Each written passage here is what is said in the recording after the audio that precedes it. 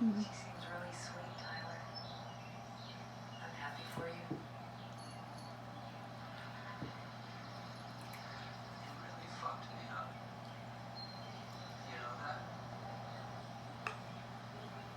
All that shit you made up about me being abusive to Bridget. Everyone looked at me different after that. No one ever laid a finger on her.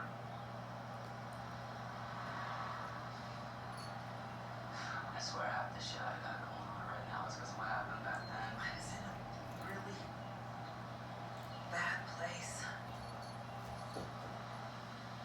God, I lost my daughter. I was looking for someone to blame. They were just an easy target. I'm sorry.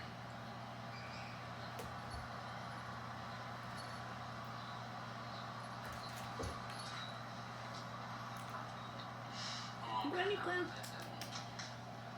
I watched old pictures. Oh, yeah.